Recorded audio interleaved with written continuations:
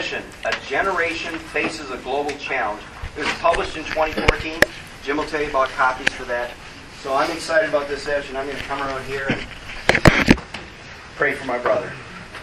Father, we thank you for your call upon all peoples from all generations. And Lord, as we recognize that we're in a time to pass the baton to the next generation, the millennials. And we want to do it well and do it right. We want to understand them. So I just thank you for all the years of research and study and interaction and relationship that Jim and Judy have learned over the years in missions, and for the opportunity now to pass that on to us. So I just pray for Jim. You'd anoint him. And I thank you for Ken and Bethany and their comments. So just anoint this time, Lord. Help us to learn and grow. In Jesus' name, amen. Amen. Well, okay, greetings, all of you. Hope you all have a handout. Have a handout? Anybody need one? There's a couple in the back there, a couple of handouts.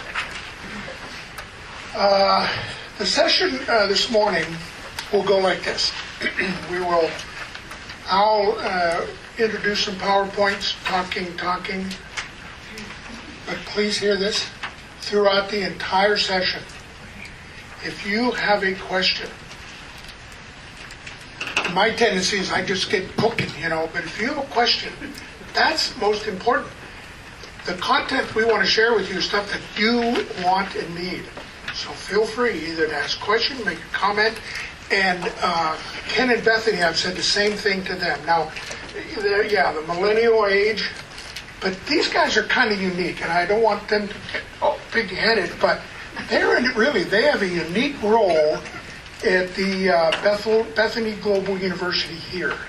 They actually lead, teach, train millennial students. Bethany selected them because of their abilities in that area. Their maturity, but also their ability to connect with this generation. So, I'm going to be talking, you're going to be asking questions, and they're going to be jumping in any point that they want. You can address your questions to them or to me. In part, I have them because, guess what? I'm not a millennial. You have a millennial's heart, though. Yeah, thank you. But they do really understand the generation. So I think you'll find, I've done this in many, many contexts, I think you'll find that the things that they're sharing will be very, very helpful and very, very insightful as we do this. Well, let me ask, first of all, maybe you can see it. I'm sorry, our markers aren't the best here, but we talk about generations, and that's what we're doing. We're talking about generational differences. And let me say this, here's a tongue twister. When you talk about generations, you're talking about generalizations. We're making generalizations about millennials. Not every millennial or every Xer or baby boomer fits into any category. But generationalists have said we can probably say these things accurately about these different generations. Anyway, those born before 46 are what we call the silent or the builder generation. Those born between 46 and 64, the baby boomers. The guys who were overseas in the war, came back, boom, babies. And so the baby boomers, 46 to 64, 65 to 80 approximately, Gen X, 80 and on to maybe 95 or 2000, that's the group we're talking about today, millennials. And then beyond that, we've now begun to talk about that next generation after millennials as the Generation Z, because some referred earlier to millennials as Generation Y. Anyway, so real quick, how many silents do we have here? Okay, honesty, silence, few silents with us. Thank you. Baby boomers, how many of us are baby? A lot of baby boomers, that's me too. 65 to 80, how many Gen Xers? Yeah, okay. And millennials, we got a few millennials. Yeah. Okay. The good thing for me, even though I'm not a millennial, I have millennials in my home. Now, I should say also that, John, you bless your heart, you promoted me. You did, probably whoever wrote what you read, has me as the international director of WEC. That isn't true. I was the national. the USA director of WIC. I did that for about 7 years, and still with WIC, and now we're here. But we have 7 children, 3 biological kids with grandchildren, 4 adopted boys, and you'll probably have to tell the DNA issue. Until we got the 4 adopted boys, and we got grandchildren. I could go through all those names, but you won't remember, and the problem is I don't remember them all either. Or at least I get confused. It's a little bit embarrassing. But we have a full family, and I have the influences of millennials in my home, and so I often ask them, why do you do that? Why do you say that? Why do you think that way? Because I don't. Now, my research, in terms of my doctorate, was in this area.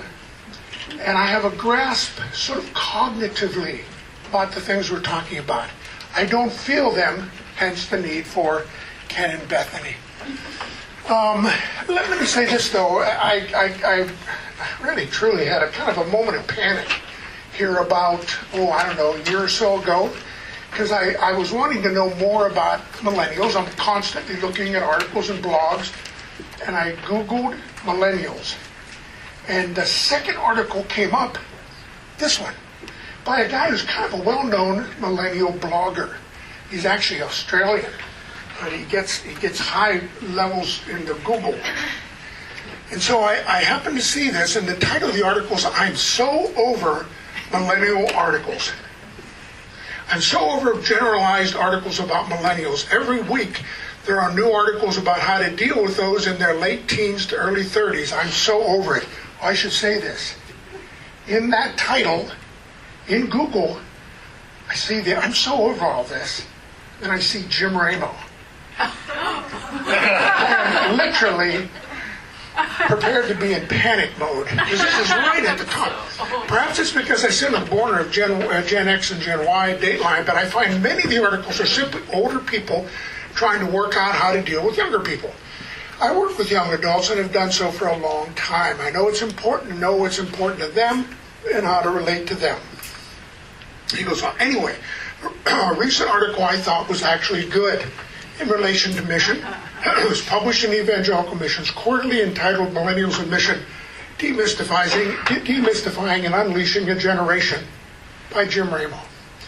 Ramo outlines some good points, and I'm starting to think, Ramo outlines some good points on what not to do when you've got millennials in your mission organization, and then gives points about how to better integrate them too. I think he has some good points. Most of the article is quite positive, which I appreciated. Certainly worth a read if you're an organization working with millennials, which is like everyone. The other reason I do this, guys, is I just want to encourage you that hopefully some of what we're going to look at here, you'll find, as John Coombs did, helpful to you. Let's dive into attitudes, sort of the ethos that millennials would embrace.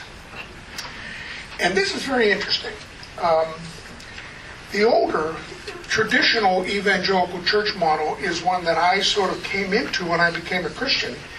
And I recognized very quickly that people wanted to see behavior change in me. Now, I came from a non-Christian background. I didn't know the language. I didn't know the hymns. I didn't know when they said turn to Job, but I was like, seriously, I thought it was Job, and I had no idea where it was. All my behavior didn't fit the normal evangelical model, and it was difficult. Young millennials can find the same. Brothers and sisters, they look at us in the church as a religious club, one that they're not familiar with in terms of all of our rules, but believing that they want us to behave like we do, wanting them to behave like we do. And so, for the traditional evangelical church model, behavior, and in line with that which we believe, our doctrine, then we can belong to them, church, agency, whatever. The missional church model that the millennial embraces is they want to feel like they might belong to us. They might be embraced by us. We want to get to know them. We want to appreciate who they are and find out about them before we find out if they dot the I's and cross the T's with us doctrinally. They want to feel like they belong. And then they will begin, as they embrace us and are embraced by us, they will believe. Their beliefs will change. As they trust us, bond develops, and then they become what we would hope they'd be, a mature young person in Christ. But it starts with appreciating them and them feeling that they may belong to part of us. Yes, ma'am. It feels like with that word belong, does the word accept, is that a correlation there that they're hungry for? Yeah, absolutely. An early acceptance of them as persons. Now, we may know that some of their beliefs, even their behaviors, aren't what we would want. But that isn't the first thing that they feel and recognize. Now, obviously I'm not a millennial now, but when I was young, I met these Christian Missionary Alliance missionaries. Anybody CNMA here? Okay, I don't know if you know this, but one of the early heroes of the CNMA were this couple. The book was written about them, Herb and Lydia Jackson, written by Homer Dowdy, and their work in Vietnam, 48 years. Now, here I was, this brand new Christian, meeting them, soldier and all this. Brother, honestly, they had a way of accepting me, good word, making me feel like I was a part of them. I wasn't. In a way, I knew it. I was so far from the maturity that they demonstrated and the things they knew. But that didn't separate us. I somehow belonged to their family as a new Christian. And I think they need to know that. Okay. So, here's some characteristics about millennials. And I want to say the same thing the speaker did earlier. I'm not going to try to race through and get to all these PowerPoints. We may not. But you've got this as a resource you might use in the future. And if you find there's still some other questions, this book that I did was my doctoral thing. And then at the end, the publishers, William Carey Library, said, "This is good, great content, but you need more stories." Well, I'd already put stories in there, and I couldn't think of any other stories. You can't make them up. Well, you could, but I didn't want to make them up. But my wife is a really, really good writer. She's edited for many books, many publishers. So she added stories from our family. So it's Millennials in Mission, A Generation Faces a Global Challenge by Jim and Judy Ramo. And it's available over there at the BGU and BCGS table just outside the church sanctuary. So there's more. The point is there's more to it in there. So millennials are and want to be continuous learners. They don't like the feeling of being static, stuck in just this area of learning. They want to learn that, but they want to learn more. They want an agency that will keep drawing them out and mentoring them and moving them into new areas, not overly pressuring them, but they love to learn, and they love new experiences and the learning that comes with that. They have been for a long time team players. They often did things like that at school. They did projects together, and they want to do that together in collaboration with others in whatever agency they work in. Yes, ma'am. Sorry, I should have popped my hand up earlier. In being continuous learners, are they also continuous experiencers, where they like to have a bucket list, go out and try this, try that? Have you seen that? Yeah, let me add, maybe these guys want to add something, but and I'm not trying to be all academic, but you remember the term from your studies, epistemology, a theory of knowledge.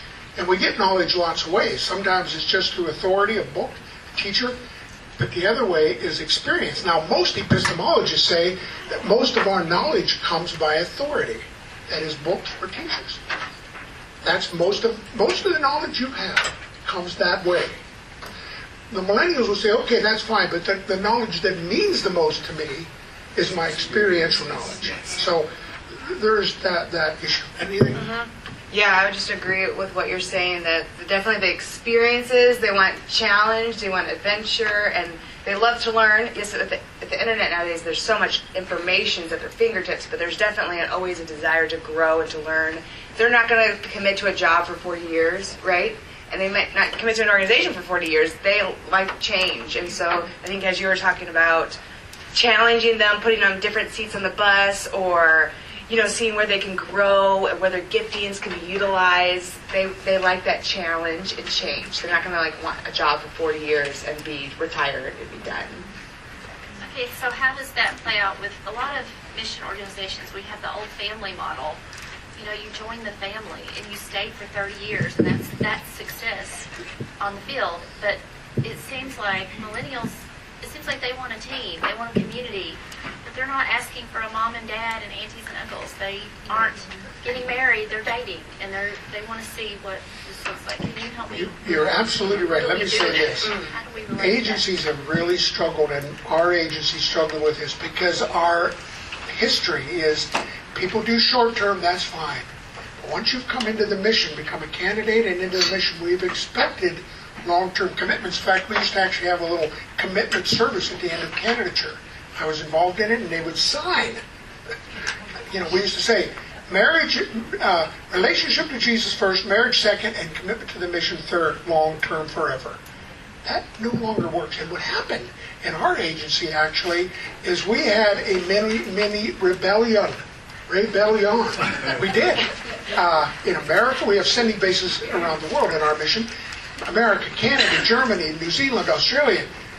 These young candidates, millennials, were saying, hey, I feel God's called me here now, but I'm going to see God confirm that over 2 years, maybe 3.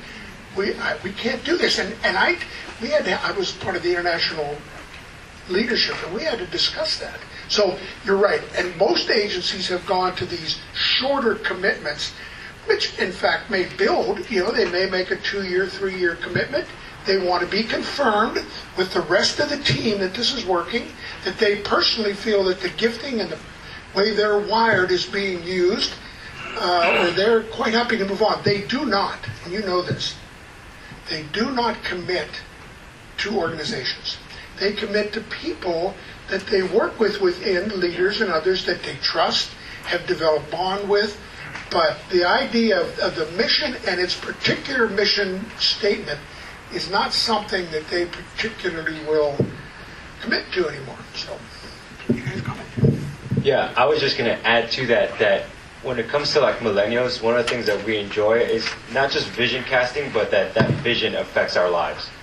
And what I have seen is, like Jim Ramos, a great example, is that he teaches one of the classes here at BGU, and I once asked him, hey, can I come in and do this little modular thing? I have an idea.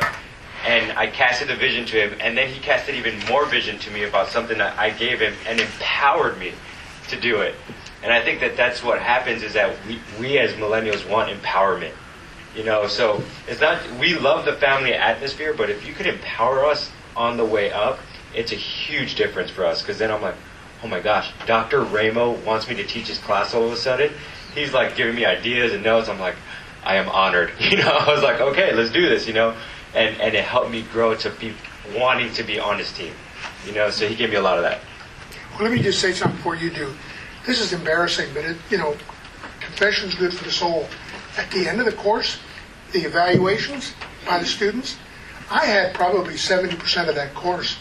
And the evaluations, the thing they most appreciated, Ken did. Seriously, it's the truth. Anyway, I just wanted to add one thing for you. Just that they're looking for that relationship. So like as Jim's like, they're not going to commit to an organization, but they'll connect to you relationally.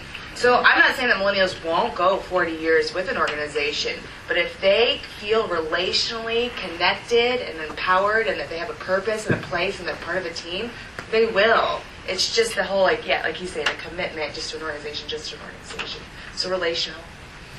And sorry, go ahead, yes.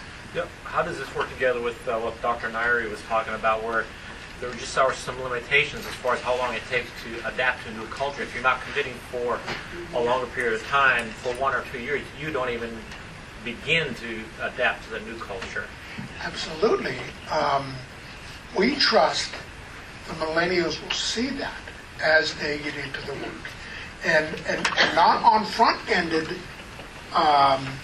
forced commitment that they don't see, but we trust that as they get into this, and God is working in them and drawing them, they'll be making that commitment. Here's another agency that needed a 10-year commitment for a major project this agency was involved in.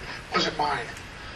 None of these really gifted millennials would make that kind of commitment. And yet the leader of it said, this is critically important. Well, they said, well, It's my way or the highway. We're not going to do 10 years. I'll do 3 years. I'll make a 3-year commitment. In the end, he prayed about it, thought it went with all 10 of them. This is true. All 10 of them. At 3 years, they re-upped. They recommitted. Incrementally, they ended up making, seriously, a 10-year commitment. But they did it 3 years at a time. In each of those years, they felt, yes, they were growing, learning, and really contributing to something that had global impact. Not just impact for an agency. They want to think kingdom, and they love interagency collaboration. And if they feel a part of that, man, we've got them. Yes, ma'am. In response to your point, those 4 seasons are really the 4 stages of culture shock. And culture shock accommodates whatever time you commit to being immersed in a different place. Much of what was experienced, which is honeymoon and a dip, and then the second dip is worse than the first, all of that can be accommodated in a 10-day mission trip by a high schooler to some extent. So a lot of what she was telling us, I think, culture shock and the stages, and I like the seasons better because really culture shock is stage 2, that one that's the most important, that it's accommodated regardless of the timeline, but I like the idea that it's seasons. That's helpful. And I find that I found in our many years overseas, shock is possibly not the best word because it sneaks up in you much more quietly than that. You realize later when you look back, I was in that shock, but it wasn't a moment trauma shock. Yes, ma'am. I've seen that God is bringing a great, I don't want to say the word correction, but I lack a better word, moving us from generations that feel so much value in what they do, and we did that out on the mission field, but we knew bottom line it was about relationships. But those of us that are older sometimes had a hard time getting here. God's raised up a generation, He's put in their heart the value of relationships, and we know that's what's going to bust through the yet unreached people groups. Yeah, no, that's very good. Absolutely right. Absolutely right. Another aspect of millennials is they're very diverse, and diversity is on lots of areas, but certainly in the area of racial diversity. I find, and this is a generalization, millennials for the most part are absolutely unaccepting of racism. To them, it's just stupid. It's ignorant. It's inappropriate, whether they're Christians or not Christians. And again, I'm sure there are racist millennials, but for the most part, my 10 years and really thousands of students talking, listening, they really don't like anything that smacks of, to them, racism. They like diversity, international diversity, racial diversity. So that's an important issue as well. They're very optimistic as opposed to the generation I came in, the old 70s, the hippies and the pessimism about their parents' values, personal peace and affluence, profit, power, success. That generation, there was a lot of pessimism. And I remember the University of Minnesota when I was at Bethel being shut down continuously by very unhappy young people. Well, there was all that, and maybe some good things were achieved, maybe some that weren't. But anyway, this generation is optimistic about what can be achieved through them, and they are achievement-oriented, very socially conscious, and highly educated. They are. They're every generation more and more education. Now, of course, the problem is the college debt that comes with that education. And how many students I talked to in Bethel and other visits to colleges really would like to do a ministry future. They have a missions aspiration, but their debt is going to force them to get as good a paying job as they can.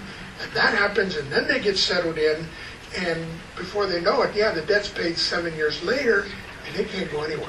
Or at least they're not in a place to. Please.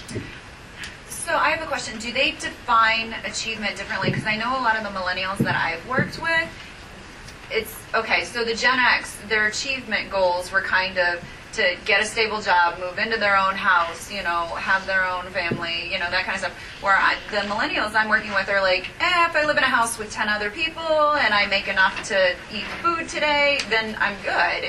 And so that achievement seems to be defined differently. I agree with you, absolutely. Go ahead. Yeah, I definitely think achievement is like, this generation definitely wants to do something with their life. Like the optimistic achievement is like, I want to be a part of something bigger than myself, and I don't want to just make a lot of money and have some title. Like, I want to make a difference. And that's why I think visions and millennials can be really powerful, because you have all these social justice things. People want to be a part of good causes. So why not be a part of the best cause of taking the gospel to where it's not? And so engaging millennials and catching that achievement for doing something that they want to be part of. So definitely achievement oriented, but for their own, I want to be a part of something and do something with my life that matters. Excellent, that's right. And I remember in the studies, I found a number of researchers calling this generation, millennials, the volunteer generation. They like to volunteer, and they like to achieve through that volunteer. My daughter did it while she was in college. Volunteered, went over, worked at a school, mission school in Jordan, and on and on and on, fill the story. So you're right, and I agree with the way you expressed that. But now look at this. This surprised me, and I double-checked this. By internet research counts, 75 million millennials are preparing to join or have recently joined the workforce. That's quite daunting, and I double-checked that on Google. That just seems an awful lot of people. And I kept thinking, do I have too many zeros in there, But it looks as though that was correct. It's an influential group that is coming into the workforce. And I'll say this. Some years ago, as one of the leaders in WEC, this group, we were the 10th largest mission, not the biggest, but we were about 2,000 missionaries working about 40 countries. And I was troubled about our attitude to the young people coming into our agency. And so I began to speak out. Good, they said. Let's, at our international conference, all of our international leaders in Germany, you take a day and let's talk about this. Now, I'm telling you, when I got to talk about this, you guys, I felt, only probably 25%, but that's a significant amount. But 25% of the leaders were like, this ship's going down now if we have it your way, buddy. These millennials, we can't trust them, and all these different attitudes. But fortunately, in addition to what I said, many of the other leaders made this comment, in essence. Brothers and sisters, we of this older generation, as much as we love the Lord, love the gospel, love our mission, we are not the future of this agency. They are. We have got to understand them and find ways to integrate them without losing the heart of who we are. And I think it wasn't my time, it was a number of the leaders who affirmed we need to recognize this force is coming in. And how do we understand them? How do we make the best use of what God has given them? So, when I did this doctoral thing, I actually asked a clinical psychologist who taught at a university back east, would you do a study with all the younger WECers, all the young people, and ask questions about their experience in WEC? And some of this wasn't all that positive, but I asked the WEC leaders, can I use this? They said, sure, it's just the truth, and we tried to address these things. So Dr. Trimble's generational difference survey, one of the millennials wrote, I wish my leader would look at me and see what my skills are and how they could be utilized. The leaders, looking back, the leaders could have been more proactive in helping me get involved on things here on the field. I wish they could have listened to my suggestions and taken my ideas more seriously. Many of our leaders said in our open meetings, I feel threatened when they ask why questions. I feel like they're coming against what another person said, our tyranny of tradition. We need to recognize that these new voices, these new eyes, they may be completely off the wall. Some of their ideas may be way out there. But boy, we make a mistake and we miss things that God might have brought to us through eyes that are fresh. And why do you do it that way? It doesn't make sense if you just explain. And that's all they want. They want explanations. They're not necessarily challenging. They just want to understand it. And maybe with that they might challenge it once they hear what we're saying. But with fresh eyes, many of these field leaders saw that some important things could be changed or tweaked to the advantage of the work on the field.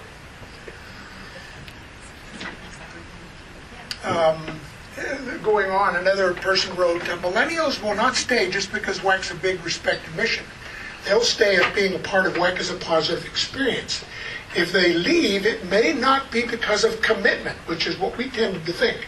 Oh, they're not staying. Attrition, you know the term attrition, they're bowing out. Oh, it's commitment issues. Well, it may not be because of commitment, but rather that they feel the organization and or its members have not given any room for their dreams and vision, in the end failed them. Most who quit, of course when people quit, we'd always ask them why, and most will be too polite to say that, will give 101 other more palatable reasons for their departure than the real one. And so we just need to hear, to listen. Doesn't mean we can or will change everything to, be compatible with the desires of new workers, but it is a good thing and a healthy thing to listen, be listeners. Here's another young worker. Speaking from the heart is surprisingly rare. Now listen, watch this now. Speaking from the heart is surprisingly rare in a lot of Christian and mission circles at times, but this is what the younger generation thrive on. And before I go on, of course what they're referring to is the tendency to everything is happy, happy, happy. Everything is great. Everything is perfect. Our mission, our field work, everything is great. We're not going to talk about anything negative. And they know we probably have problems on a given field, and we certainly have in WEC. But let's be honest and talk about how we're working through some of those things. Being transparent and honest individually about ourselves, we heard this morning, and as a team, ways in which we've done things well and ways in which we haven't done things well. Like I say, we have about 40 teams in WEC, and as a national leader, I can tell you, probably 35 of those 40 teams, I was very comfortable to send workers to. I knew the operations of most of them. Frankly, about 5 of them, I didn't want to send anybody to. They were somewhat dysfunctional and working through some things. So we'd hold people back. Now, was that team honest about that? I'm not sure. I didn't sit in all their meetings. But millennials appreciate honesty. As I'll say in another slide, they have very sensitive baloney detectors. and if we do baloney, they'll know it. And so it's just being real, being honest with them. So they long to be reassured that a fellow worker, an older worker maybe, who has been on the field for a very long time is or has been just as vulnerable and needy in some areas as they are. There's so much more in common here that first meets the eye. Both are called by God, both have physical and personality and gifting limitations. Both need the ongoing help of the Holy Spirit to live a God-glorifying life. I think when there's that kind of honesty and sharing of times, I'll just say this real quick. A lady in our mission agency has probably one of the most effective speaking ministries of anyone I know. Her name is, some of you may have heard, some may not, Dr. Helen Rosevier. Dr. Helen went through some very, very difficult times, breaking experiences in her life. And she has a way, and she responded well to some of them. She didn't respond so well on others. Her ability to share that honestly draws people to her. They don't think less of her, they think more. And the way that the Lord works. So I think that kind of thing is very good. If these common needs and weaknesses were effectively communicated by builders, boomers, Gen X leaders in a mission organization, then the way would be made clear for powerful mentoring and intimacy within a team. The younger generations are keen to bond, but need lots of reassurance of the heart journey of their fellow leaders and fellow workers. Yeah, and I just want to add, when he talks about like just the transparency and how important it is to us, it really is. I mean, and I think often, vulnerability is important to all of us, but vulnerability for us shows us that you actually would go down to our level, and even though our issues may be petty, you understand. A great example is this. I mentor a lot of guys on campus or coach them, to say more specifically. And as I'm coaching them, they tell me their relational issues, and right away I just start telling them all these issues that I probably had that day with my wife. I'm like, this is how I treated my wife this morning. And they're like, really? I'm like, yes, and I'm so ashamed of it, but this is how I'm coming out of it. This is how I'm trying to help, and this is how I'm going to go apologize. And they're like, thank you so much for being real and honest with me. Because many times, and I know this, I had mentors who would coach me or advise me, and they just tell me what to do. And I'm like, man, I feel like no one understands me. And that's the big thing. We just want to be understood. Like, a lot. And I know that, like, baby boomers and generations before went through World War II. Their parents were through World War II and all these wars. And the philosophy was just get through it. Like, just push through. Where, for us, the thing that we've gone through the worst is someone, put a Facebook post on us that hurt our feelings. We don't know how to deal with suffering the way that some of you know how to deal with it, in the sense of, like, sometimes you just got to push through. So we need to talk about it. We need to be felt understood. And sometimes that understood is just saying, hey, you're going to be really transparent with what's going on in your life so that we feel like we can connect. And just that honesty level. That's great, yes. I just have to totally concur with you. I have a 24-year-old, and I think my relationship with her is exceptional. And I have a lot of her friends hang with me. And it's because when I listen to her, not so much talking to her, but when I listen to her, I go there to that age. I don't look at her and talk to her and preach to her about today, because she's not here yet. But I connect with her in exactly what you're saying.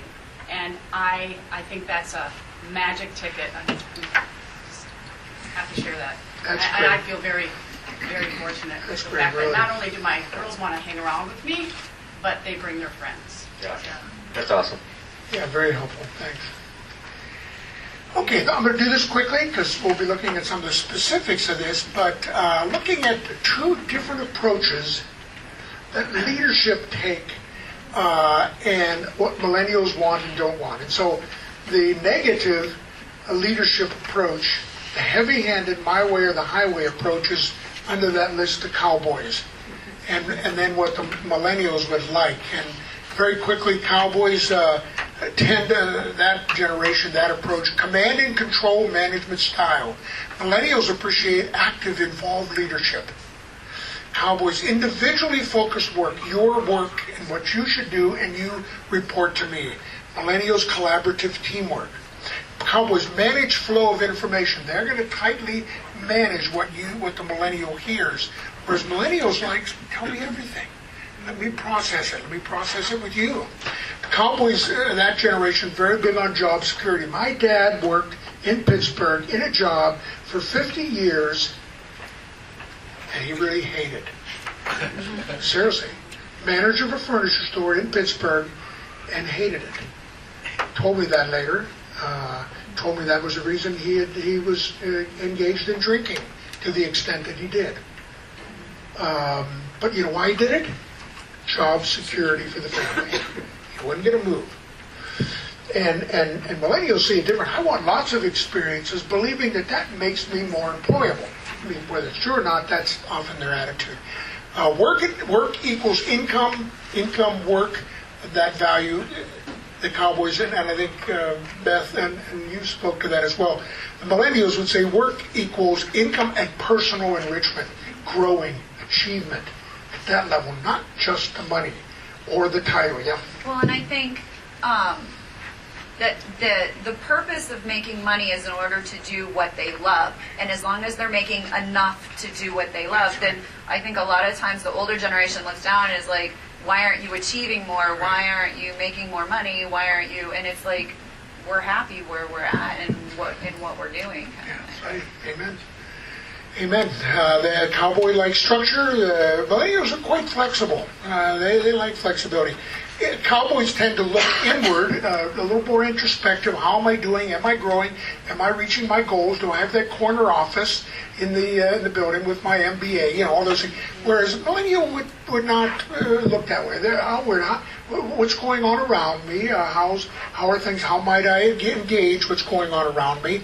And lastly, the cowboy wants influence through the organization and their position, and millennials influence through networks and communities. That's a big thing. Let me ask you this. These guys can't talk on this one. What do you think best represents the television show? Best represents sociologist judgment, the millennial generation. What television show? No, come on. What do you think? You guys have any guesses? What do you think? Friends. Friends. Why? Small community. We have each other's back. We talk openly with about everything. I mean, the morals are pretty questionable, but they certainly love that small community sense and that loyalty to one another. Anyway, okay, there we go. Specifically what millennials want in leaders, further on from that last one, they want mentoring. Ken mentioned that. This generation has great respect for those that are older than they are. Most of them have good relationships with their parents. By the way, any of us who are mobilizers in missions, I was really into sports, and I had a number of opportunities to play football right out of high school into college. I was such a terrible high school student at that point. All I wanted to do was play football and lift weights. High aspirations. But anyway, and so these coaches would come to Pittsburgh, and I can tell you, they wouldn't first talk to me. They talked to my parents, trying to convince them this was the best school for their son Jimmy. And I think in many ways this generation listens to their parents.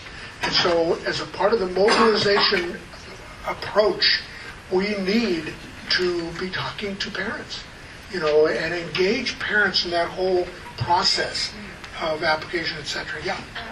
Ken, can you talk about the difference between mentoring and coaching and how that appeals to this generation or not? Or Yeah. you mentioned coaching. No, yeah, for sure. I think that Jim Ramo and I would actually have the same definition of mentoring and coaching together. When I look at mentoring, from some people's perspective would just be like, I'm just going to pour out my wisdom to you, my great knowledge, and that's it. Where coaching is not just giving that information, you're pushing them towards a certain goal, which I believe Jim Ramo is going to hit on his notes. So we would actually have the same definition of mentoring and coaching in that aspect. And just to go with that, I think what we as millennials are looking for is a coach. We're not looking for the boss. We are looking for someone to push us all the time. A great example is my boss right now. Ironically, I just use the same word that I don't like. Right? But he's a fantastic coach. He gives me a lot of responsibility. He empowers me. But then he's like, okay, let's stop and think about why you're making these decisions. And he's not just pouring out. He's living life with me. He's challenging me to go a step further every single time. He's asking you things. Yeah, he's always asking me. He's always pulling me. He's like, hey, Ken, I want you to be sitting down with me on doing the financial reports for this next month. And I'm like, no, who wants to do financial reports? But he's like, no, I want you to start thinking that way. And I'm like, oh, he's like, hey, what would happen if you took my job a year from now? And I'm like, whoa, what would happen if I took his job? I'm like, yeah, I got to learn this stuff, And then he just brings me in and he starts coaching me and he challenges me to work on his budgets. Maybe it's a great tact of delegating. I'm not sure. But yeah, that's one way that I think about it. And to add, I like the word collaborative on your previous slide. These guys, they don't want to they're not trying to kick back all the time. I know you have your tradition. They're wanting to ask good questions because they want to grow and they want to collaborate. They're not trying to be rude or malicious. They want to be a part of the team, and so they want their voice to be heard. And so it's like not being offended that they ask the why questions or that they want to talk, but asking their advice or what their opinions are, and they just want to be heard. So that collaborative word that you hit was very on point. Yeah, and another thing about mentors, I know that Jim's going to hit on it, but I'm just really passionate about this. It's that last point. It says many millennials see such examples as heroes to emulate. maybe I'm just talking to the older godly men in here for a minute. I beg of you, find young people like me. Be extremely intentional. Because we as young men, we really want you in our lives. I know that there's this gap there that sometimes we have no idea how to bridge, but we really actually want you in our lives. To mentor us, to coach us, to challenge us. You know, I think about it right now, our generation, and as it gets older and younger and younger, 40% of them are coming from no fathers in their families. We need you. Like, we desperately need you to be fathers, to like kick it in another gear and have a second shift of like, I'm going to pour out to these men.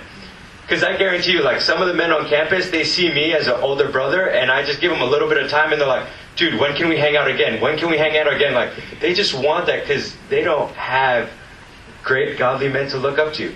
And I look at this room and I'm like, I see all these men who have experience on the mission field, have coached, have trained, have mentored, have discipled, and I'm like, oh, what I would do to just sit there with you and just like glean wisdom from you and live life. Like, how did you raise your kids? How did you treat your wife? Like, I want to know those things, you know. I had a elder from my church in Texas who, he was like 67, and he always wanted to have breakfast at like 5 or 6 in the morning. I'm like, does he not know that I don't wake up at 5 or 6 in the morning? But he's like, no, let's go. We got to start the day off early. You know, but I'm like, he would text me. I wouldn't text him. He would text me and he's like, hey, Ken, want to have breakfast tomorrow? And I'm like, he cares for me, but he doesn't care about my sleep. But he cares for me. Like, he was so intentional. He was the one pursuing me. And I was just like, that's a mentor. You know, I've had mentors that are just always pursuing me, always pouring into me, and challenging me. He challenged me a lot in ministry and how I do things, and I'm so blessed for him. So I'd encourage you guys to do the same. Just be extremely intentional. Find those 5 guys that you know, young people at your church, and be like, I see something in you. I wanna pour into you. Be a part of my group. So mentorship, then, it's not teaching. It's living life together through your problems. Yes, absolutely. Person, how you react to different problems, because we never know where they're coming from or what they're going to be. Yes, But absolutely. to live honestly and going through problems with the other person. Yeah, absolutely, 100%. Can I add now, for those of us who are in official positions, either church or mission, I learned when I was the U.S. Director for WEC, I was much more fruitful with a young worker coming in when I would just say, hey, let's have dinner together. Come on over to our house, have dinner with us. Or I'll see you this afternoon when we have lunch, let's sit down. As opposed to setting up a meeting through my secretary, which I started doing, and they came in for a meeting at 10 o'clock. And then they came in all tight. You know, I got to see the director, you know, very different setting. Small thing, but we want to help them relax and relax with us, be comfortable, and not feel that they're going to be attacked. Yeah. Do you enjoy it better one-on-one or with a group, like a small group of guys? Both. You know, I think that there's a time for the one-on-one because there are personal things that I struggle with that I just want to get the advice, but then having the small group is awesome because it's what he was talking about, like the TV show Friends. We like that community of guys, you know, seeing each other, working through it. So it's a both. And I know that, like, there are times I mention that, and initially some people are like, man, I just don't have the time, you know, because of everything they're doing. But, you know, when us as millennials, we read the scriptures, we look at Jesus and the disciples, and we're like, that's what he did. You know, we look at Paul and Timothy, that's what he did. They just lived life. You know, it wasn't like Paul was sitting like, okay, now let's spend a whole weekend seminar just teaching. Not to say that that's wrong. You know, I love seminars, but yeah, especially this one. Right? But just live life. It was so huge for us. It was awesome, and that's what we get the most out of. You know, a great example. I'll just kind of toot the CEO's horn from Bethany International, Dan Brocky. Within the first 3 weeks of me being here, there were 7 times that he either invited me to like lunch or dinner, or we live like in the same apartment. He'd just come knock on our door and just see how we were doing. right? The former ministry that I worked for, I worked there for 7 years. Not once did I meet with him. I want you to just think about that. I'm like, Dan Brocky is the man in my mind. Because he was just super intentional. Even now, he knows I have some health issues. Every time he sees me, he's like, hey, Ken, how are your health issues? He doesn't ask me about my job. He just asks me about my health issues. I'm like, okay, I'm going to be here for a while. Because I know that he cares for me. You know, like the people around here are caring for me, not about, you know, what I'm doing. So, just to add to that. Would you say the same for the female side of things? Yeah, I would definitely think women are very relational as well. And so they're going to be just as much, when he talks about vulnerability, women are very much the vulnerability like you were mentioning with your daughter. And so they like group things, they like one-on-ones. You know, Jim Ramo actually just recently had a group of students over for the Super Bowl, and they ditched their other Super Bowl parties just to go to Jim Ramo's house to hang out with him for a Super Bowl. And because when I asked them, they're like, yeah, it was like so awesome that he opened his home. And so just like little things like that, I think for both genders, they just really appreciate that. He's just not a professor in their class. He's like a real person, and they just love that. They speak highly of you. Yeah, that's great. Okay, thank you.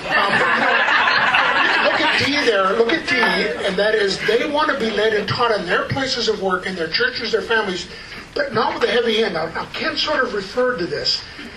I get my kids and others will come, and I can tell they want answers, direction, guidance.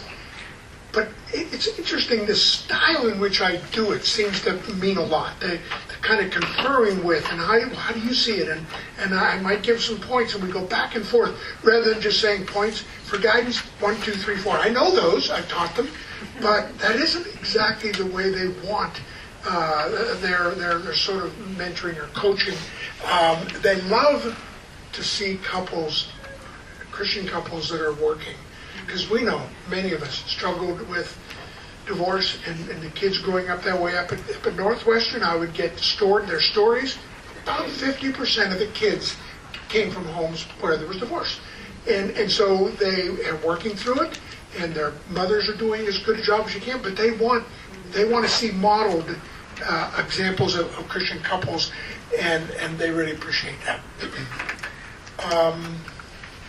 They like a gentle spirit in leadership. This category is easier described by what millennials do not want. They don't like divisive, loud, and acrimonious persons. They loathe politicians and political pundits.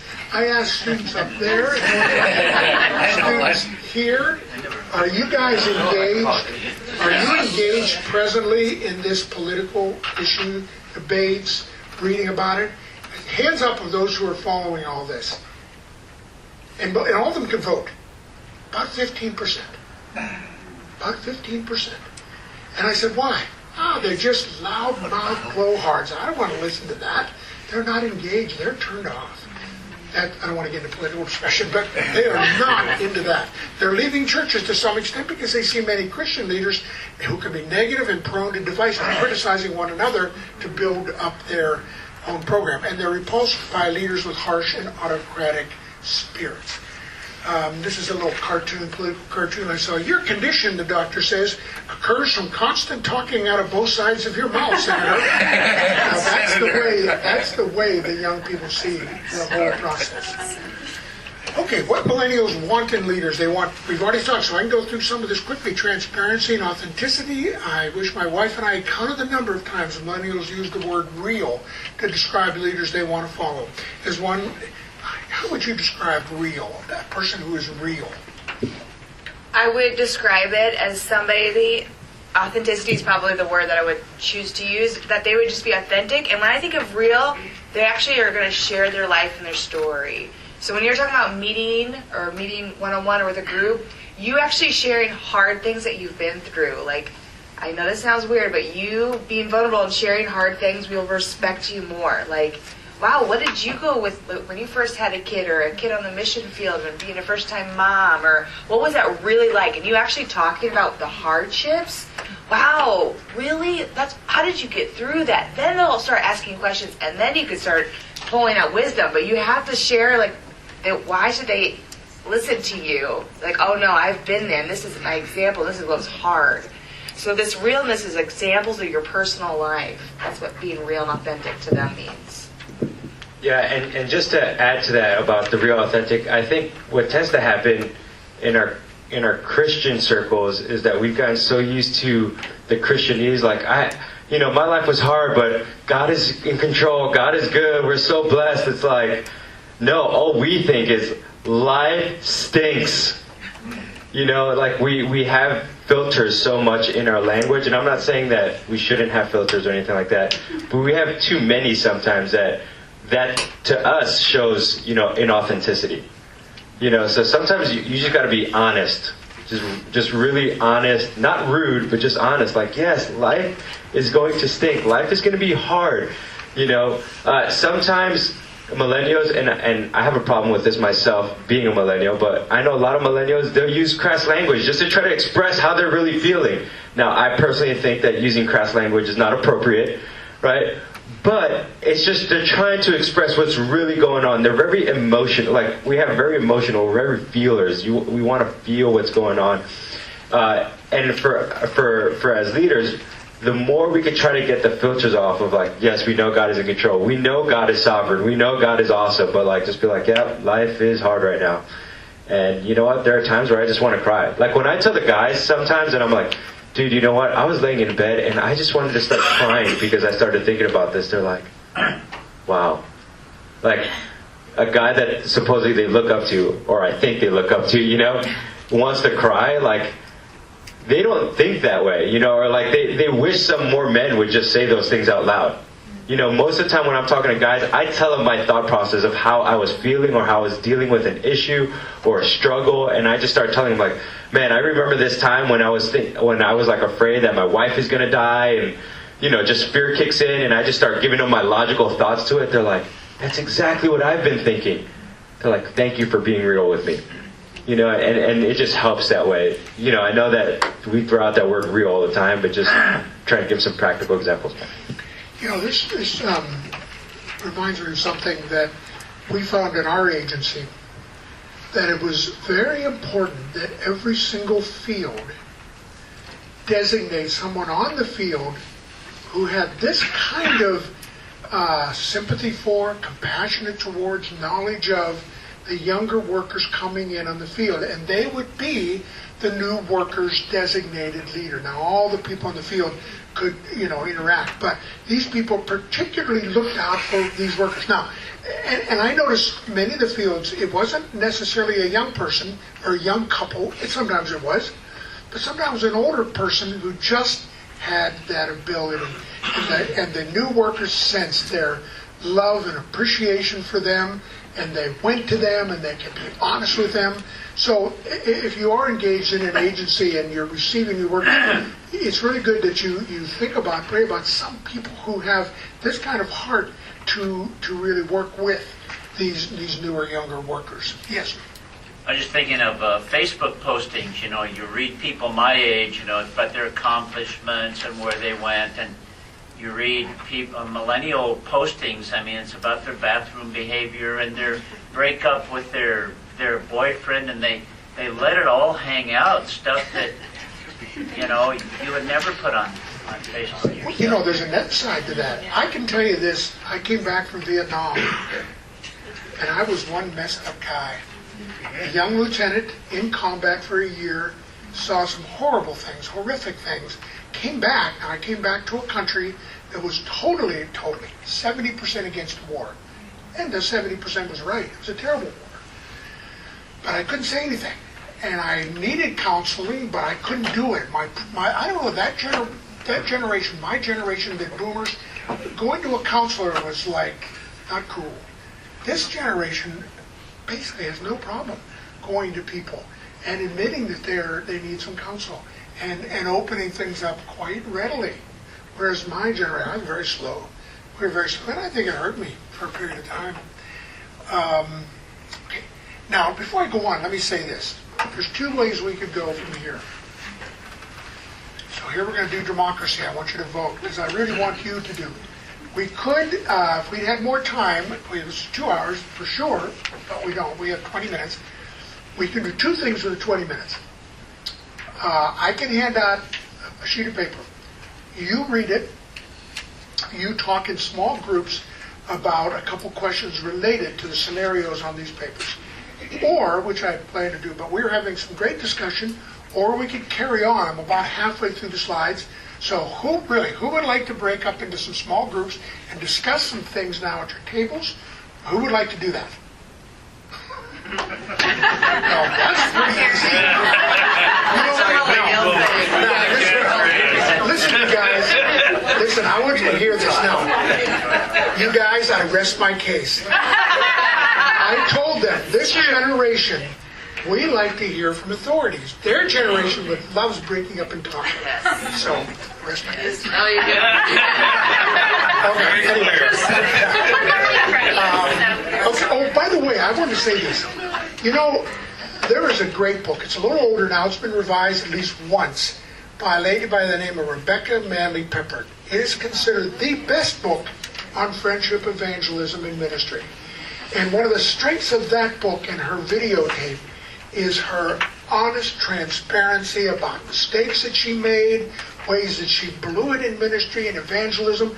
And students really, even though it's an older book, students love it. I've been using it for years. It's called Out of the Salt Shaker and Into the World. So if you haven't read it, you may want it. It's a very, very good book. Hey Jim, real quick, you had mentioned something in that comment that we just need some clarification. Yeah. What's a videotape? What was the context I even said that? That's worth a lot of money now. Yeah, sure. That's right. Old school. Record players came back. So. Yeah, there's a record coming back. Okay, millennials love integrity. Millennials are weary of leaders who don't keep promises, tired of leaders who fail basic moral standards, fed up with ministry leaders who are more concerned about personal gain than serving others. They want leaders with integrity and for whom finance is not the end all. And this is a struggle because I've been on both sides. You have the bottom line finances and budgets and all that, and that's important. But boy, if a millennial feels that the whole of any work, church or mission, is driven solely by finances, and they hear that constantly, that is a turnoff. Kind of a deal breaker for them. So let's talk about some more deal breakers. That is, things that really bother the millennial. An unwillingness to consider the young workers' ministry aspirations. We've sort of referred to this, but I have felt it. Workers come on to a team and they pour out all their hopes and aspirations. They trained, they prepared, they maybe did seminary or Bible college. Now they've got all this packed up stuff that they want to just deliver. And here's how they want to deliver it. And sometimes the leader can be thinking, yeah, right, you don't know yet what you're talking about. You need to be here a while. Well, I think we need to marginalize. It's not easy, it's real for us, but we need to marginalize that sort of skepticism and just really let them talk. And at the same time, Lord, is there something here that maybe this person or couple could take on in this setting that we haven't thought of yet? Now, maybe they are naive about all that's involved. Maybe we could work with them. In other words, just being careful that they know we're hearing their aspirations. So that's one thing. Do you want to say something, Ken? I was just going to say, in considering our aspirations, one of the things that helps is connecting why they're doing what they're doing now to their aspiration. So, for example, I know some guys who are like, man, I just want to preach. I'm like, okay, sweet. Hey, before you preach, I need you to go mop the floor. And they're like, well, how does that help? I'm like, because first you got to learn how to be a servant before you can get on the mic. And they're like, really, why? I'm like, because what is in here matters more than what you say out in your mouth. And they're like, wow, that's good to know, I can say that a little bit more strongly to the guys that I mentor and coach here because I have a relationship with them. But it's just connecting the dots, or sometimes they're like, I really want to be a preacher. I'm like, hey, have you learned how to study the Word? And they're like, oh, I have a really hard time studying the Word. Okay, well, let's sit down together and let me teach you how to study the Word so it's not boring and you fall asleep when you're waking up at 5 o'clock in the morning to do it. He's like, why do we have to wake up at 5 o'clock in the morning? I'm like, because that's what was taught to me. No, but, it's just that concept over and over, just like, how do you just connect those dots? It ends up being super helpful because, one of the things that I will say, we're showing you a lot right now about like, this is how millennials act. There are certain things we millennials also have wrong, right? Like, I hope you guys know that we have some deficits. We have these things. We can have an entitlement spirit, like we think we are the end-all, be-all, and know how to do everything perfectly. We don't, and you guys know that. We're going to fall, but when we do fall, is there a coach there to help us go up and learn from that mistake? So that's where I think helping us in that work ministry aspirations is key. Let me just add to that. Something I noticed in my older children and in some of the millennials I've worked with, in terms of a weakness or an issue, a problem. And that is, there is this aspiration to get to and achieve and function in D, whatever D is. But they don't think through and recognize there are steps A, B, and C to get to D. Yeah. Right. And we can help them with that. Not, come on, in a negative sort of way. But I have an older son who is really good musically. And he had all these aspirations for joining with a Christian consortium, which he did. And he's in LA now. He's been there about 15 years. And he's in Hollywood. And, affecting the world with Christian music and film and all that. And he went out there with no plan. And I tell you, for 10 years he struggled. Really, really struggled. He didn't have a plan. And now, worked with some others, talked with some others. They've come alongside. And 15 years later, he's doing some things professionally now. Has edited, has worked with Warner Brothers TV shows and stuff. He's there, but he said, I wish I would have thought some of this through ahead of time. So I think that's an issue. They don't like a distorted, everything is great presentation of your ministry, of your church. And when, especially when that's coupled with negating someone else's church or ministry. I remember my daughter coming with us. She'd been over to Jordan. She came to Urbana. I don't know if you've been to Urbana, but a huge mission aid thing and conference. And there are 200 plus different booths there by agencies. And so Melody was our booth, our WEC booth, and she was telling young people about her experience with WEC in Jordan. And I can tell you, every young person that came by, they always either went to, I was there, I'm the leader, brought our mission here, I got this together. Every single one of them went to Melanie and her friend first. Then when they had questions they couldn't answer, they'd bring over to me and introduce, and I'd try to work with it there. Anyway, Mel said she walked the aisles of Urbana. Now this was probably 2 or 3 Urbanas ago. Maybe they don't do this anymore. She said, Dad, it was terrible. It was like going to a used car lot with used car lots on both. People were coming out of the booth, grabbing me, pulling me in, and doing a sales routine on me. And why their group was better than nothing, working in the same area. Let me tell you. I'm not saying the majority did that. I have no idea. But I'm saying that's a turnoff. That's a deal breaker. You want to speak. I mean, I think most of us can. When I was there, people would come and they wanted to do translation. Man, we do a little translation here. The premier mission you want to talk to is Wycliffe. They love that kind of collaboration, so they don't feel like you're trying to get them into your system, Yeah, and just real quick to add on to that, in recruitment, it might be a little passion of mine because for Bethany Global University, I'm the director of recruitment here as well. And one of the things that we have found, is that back in the day when we would do sales and stuff like that, you would try to pitch, this is what we're about. And this is how I've trained all my callers. This is how we do most of our marketing. Like, let's find out if this is a good fit for you. Like, we're real honest with them over the phones. Like, hey, you know what? You're probably better off going to getting a nursing degree. And they're like, really? We're like, yeah. I mean, this may just not be the right place for you. I know this other school, though, that'll be really good. And they're like, wow, thanks so much. And, I think the intangible part of that is that the Lord is blessing us because we're not trying to get everyone through the door. Right? We're trying to help the whole body of Christ at the end of the day. Our school is equipped specifically to train missionaries. That's what we're doing. And that's what I'm like, hey, if they want to be a hardcore missionary, take the church to where it's not, this is a place for them. If they don't necessarily want to do that, that's okay. We got some other great schools, other great partnerships that they can work with. Let's guide them to that. You know, we're not trying to get everybody through the door. And interestingly enough, when we started to do that, of course, there's a whole bunch of marketing stuff that we've done. We doubled our class in a year. I just want you to think about that. We doubled. You know, just because we weren't trying to be the used car salesman.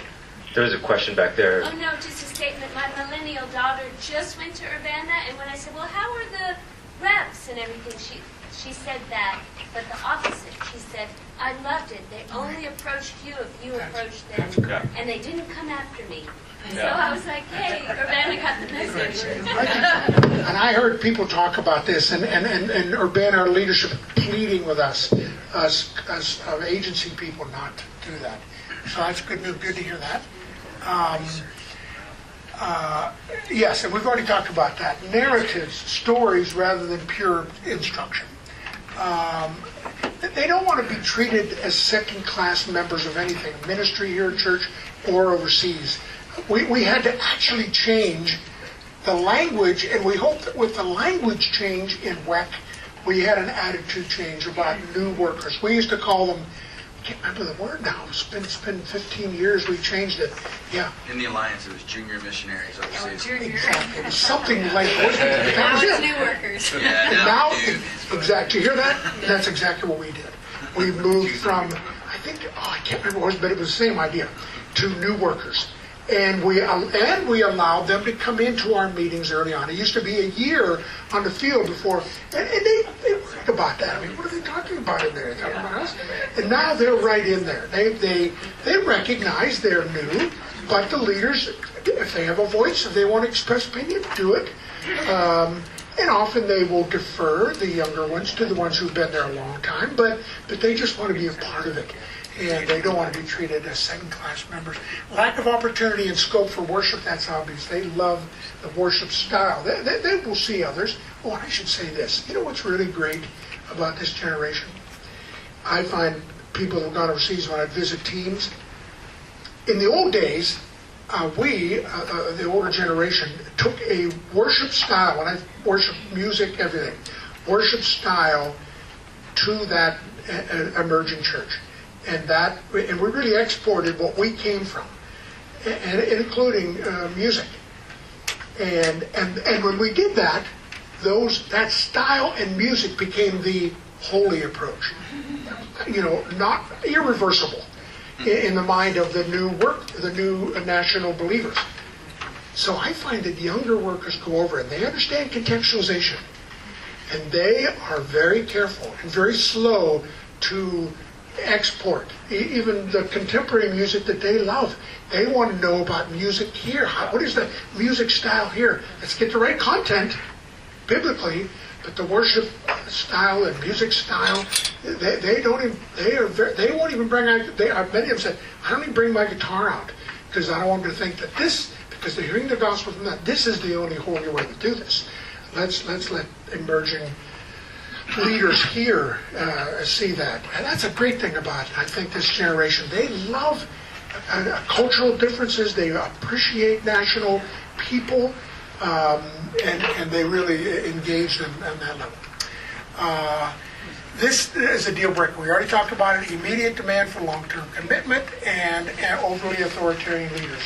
We've talked about all of those. Another area is they want us to provide a life-work balanced workplace. Your millennials are used to cramming their lives with multiple activities. They may, here, before they go, they may plan sports teams, walk for multiple causes, spend time as fans at company sports leagues, spend lots of time with family and friends, and they want some room to do that. They work hard, but they're not into the 60-hour work weeks defined by the baby boomers. Let me say this. I remember it was so insightful when Dr. Helen Roosevelt, this medical doctor for years in the Congo, shared with the whole agency. Her tendency for years was the 60 to 80-hour work week. Because as she said, my attitude was I wanted to burn out for Jesus and not rust out. Okay, but what happened was twofold. One, everybody else on the team felt really bad because they weren't working that hard. They couldn't. And yet here was Dr. Helen, late hours still in the clinic. But the worst part, she said, was that I could endure that 68-hour week for about 6 months max, and then I just completely had a physical and emotional breakdown. I had to get out of the work, I had to pull out, and it usually happens suddenly, and it killed the team. And they said, please, Dr. Hall, don't do this the next time. Because when you suddenly leave and everybody's dependent on you for surgeries and all these things, and we don't have any prepared or planned substitute, it kills us. It kills our ministry. And she said, I realize now that my great, almost self-righteous attitude about, burning out for Jesus, it really was selfish. And it wasn't the best for the work. And now, can we go the other way? Of course. It's just hardly working at all, just a little bit of work. And that's certainly a possibility. But the tendency for the older generation is more that 60, 80-hour work weeks. They like a balanced thing with family and some room for rest when necessary. Another thing they appreciate in an agency or church is millennial employees are up for a challenge and change. We talked about that. They're multitaskers on a scale you've never seen before. I've seen some different studies on this, that multitasking is not really valid. I haven't studied it myself.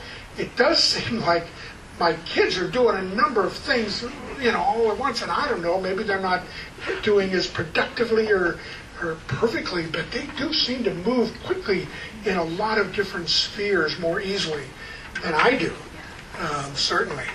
And we need to take advantage of millennial employees or members, their computer skill, their cell phone skill, electronic literacy. They love that. They love to train us, not just in that area, but certainly in those areas. We can really say, hey, look, I need your help. Yeah. I've got a question about this because, some of the discussion on how Facebook and social media is changing the brain and making monkey minds, where it's difficult to hold a consistent thought over a period of time. Like millennials don't read books as much. What do you guys think about that? Do you feel like you have a monkey mind? Monkey brain? Is that just our fear overcoming this? What was the question over here?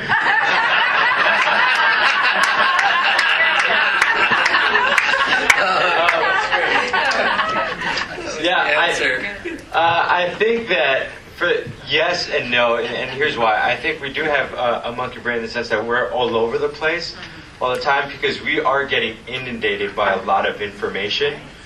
And just like as a teacher as well, I run a 4-month discipleship program here, like a gap year program. And what I've learned that helps millennials is that first part that he said is just challenging them.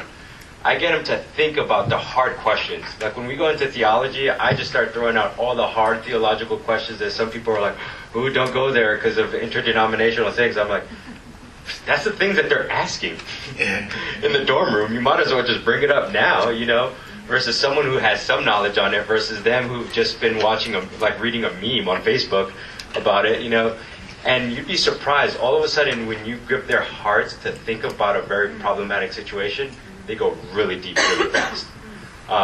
So I think that's the way to help, for the monkey brain, is help them to think about something really challenging and force them to go deep. And I've seen that time and time again, that's the best way I get them to rein it in. Does that kind of help answer it? That does help us. I think also the millennials that I've worked with, they need help processing all this information that they're like, oh my gosh, how does all this kind of fit together? And so you go, okay, what have you heard? Okay, what does that mean to you? And then you just start asking them questions to kind of keep them processing kind of more tightly until they're like, oh, I got it. Okay, now I can figure out what I'm even thinking. Kind of thing. And when it comes to content, which I think even Jim probably is tells the students to research different things, right? So they're going to go to the internet and they're going to get all these different blogs and different opinions, but it's teaching them to critically think. It's kind of what I think I'm hearing you say. It's like that critical thinking. Because they have so much information all the time available, it's how do they know what the source is good and what that source is coming from and their perspective and asking good questions. So it's engaging them to be critically thinking with the material and all the resources that they do have. Which is why I think we could challenge them to be critical thinkers with all these crazy resources. And in line with mentoring and coaching, I hear how many times that they get confused because in terms of their future, there are so many options. And they are aware of them, and they have access to them and what they mean, options. And we can be of some help to help guide what is most important. What is God saying to you? What is His Word saying? Coaching and mentoring. Oh, we've got about 1 or 2 minutes. I'm going to stop doing slides and just ask, are there any other questions you'd like to ask before we break? There's Jim, there's one right here. Over here. All right, we just heard about Sabbath, and I know I've talked about, I worked with other missionaries, but most of I have is over generation. So, as a millennial, what is a practical Sabbath? Yeah, ask me that 10 years from now. I think that comes to maybe personality. I think from my perspective, millennials, that is a deficit in their heart of how to do a proper Sabbath, because they're always learning, always growing. They're always trying to get somewhere and not knowing how to stop. Yeah, we are very busybodies. So actually, and that's where you guys come in and be like, hey, you're a busybody now, it's great, but 10 years down the road, you're going to burn out. Like, you got to learn how to slow it down. Like, how do you approach them as you see that? Yeah. How do you approach them, though, to slow down? Because we're old and we don't really know how to live life, right? Yeah, so I remember that other that I was mentioning earlier. I was telling him, I'm so busy, I'm doing this. I'm like, he's like, hey, do you take a Sabbath? I'm like, what do you mean? Like Sunday? Yeah, I go to church. He's like, yeah, but do you rest your soul? I'm like, I think so. He's like, he literally sat down with me and just said, okay, let's look at your schedule and all the things that you want to do and are doing.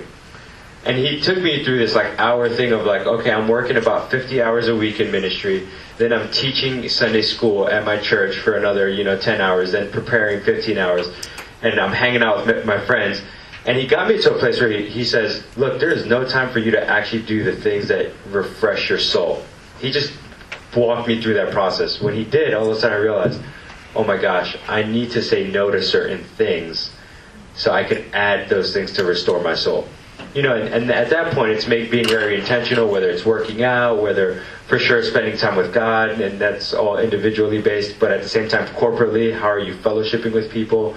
So there's a lot of those things, but the main thing was helping me see that I needed it and just looking at my schedule. And all of a sudden, right away, I caught it. And I was a very busy individual. So, well, time is really up. Can I just say as we close, then if you've got the resources that we didn't get to, and of course a lot more in the books that are over at the table that is BGU BCGS, just outside the church sanctuary in that church building. And the books are there. There's 2 of them, mine and a friend of mine. Mine's Millennials in Missions, hers is Millennials in Church. And either one of them could help you. I just would want to bring attention also to the area that I work specifically at teaching the undergrad, but I direct an online Masters in Missions program. If any of you or friends of yours know of have an interest in a master's degree in intercultural leadership, intercultural education, or intercultural studies, I'd love to talk to you. There's a brochure over there about it. You can go to our website and look at it. It's accredited, and the content is really good. Written by doctors. All of the prompts we're all doctors, and we interact with students around the world. It's a good program. So that's over there, as well as BGU information over at the table, and the books are over there as well. John? I was just going to say, one of the things too, my wife and I both have our seminary degrees. One of the things that I love about this is that it is extremely affordable. When they tell me the price, I'm like, oh my gosh, are you serious? What? I almost gave a kidney to do my ministry, right? At the same time, our undergrad degree, I don't know if you heard, but it's completely tuition paid. Right? So they don't pay any tuition. So just think about it. Next time they're like, hey, they could go to this school and pay $30,000 a year. Ours is about $8,000 because we're trying to get missionaries on the field. So there you go. There's my recruitment plan. All right. All right, let's give it up for this team here. Thank you for sharing. I just want to get us to the next level. I'm going to close in prayer, but just to explain that. Right now it's time for lunch, and we're going to be going just out these doors. There's a stairway right across the hall. You go down the stairs, and when you come out, you're going to be right to your left will be a whole flow of people going through the lunch line. There are 2 different cafeterias. We'll be using them both. And lunch is for 1 whole hour. So if you feel like, wow, there's a big crowd, boom, pop out the doors, take a walk around the campus, outside for 5-10 minutes, and you come back in. We have a full hour for lunch. It's going to be an awesome catered meal. And then at 12:45 is when we start the very next session. And so you already know what you're picked out, where you're going to be. And I think you're starting to figure out how to get around campus here, and that's awesome. But just want to thank you. This has been an awesome session because it is the next generation of God's calling. He's equipped them in unique ways that preparing them for what we need. Tell people to fill this Very up. important thing is we need just a reminder. There's a yellow sheet in your folder. You ever heard about an evaluation form, that yellow sheet? And we take it seriously, so we're supposed to remind you about all of that. So let me just pray for lunch right now, so you don't feel awkward about just going through line and eating. So, Father God, we thank you for the food that we've received here, just to have us think about how to be effective and working together, the body of Christ, with all generations, to give you more glory. And then we thank you for the not only the spiritual, but the physical food that we receive now. Thank you for this conference and each one here. In Jesus' name, amen. God bless you all. Thank you. Great session, great format.